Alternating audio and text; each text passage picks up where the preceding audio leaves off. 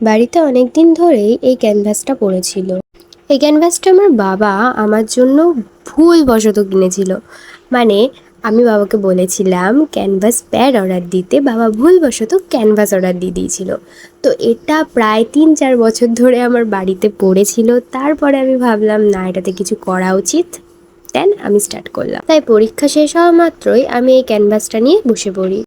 আর ভাবলাম সামনে তো কালী পুজো, তো কিছু কালী ঠাকুরের ছবি আঁকা যাক।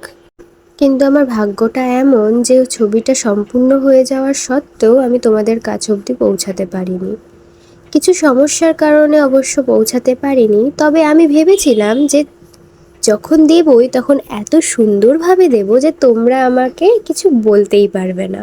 আর দেখো, আমি সেই এক কথা কিন্তু রেখেছি। তবে এটা অবশ্য তোমাদের ওপর ডিপেন্ড করছে যে তোমাদের ছবিটা কেমন লাগছে, তোমাদের ভিডিওটা কেমন লাগছে, সম্পূর্ণ তোমাদের ওপর ডিপেন্ড করছে। তোমরা যেরকম রেসপন্স দেবে আমি সেরকম ছবি আরও বানাবো।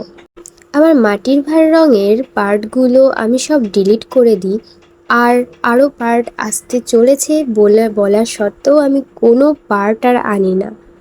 তো জানি না ওই পার্টগুলো আমি আর আনবো কি আনবো না। সব ভিডিওস তো আমার ফোনে রেকর্ডিং হয়ে পড়ে আছে, বাট এডিট করা, ভিডিওস রেকর্ডিং করা, এসবের চক্করে না আর ঠিক মতো ছাড়া হয় না।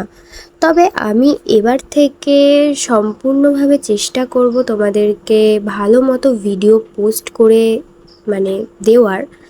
তোমরা একটু রেসপন্স করো ভালো, আশা করি করবে, কারণ যতই হোক এগুলো তোমাদের জন্যই ছাড়া।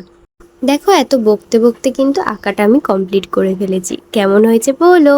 টাটা।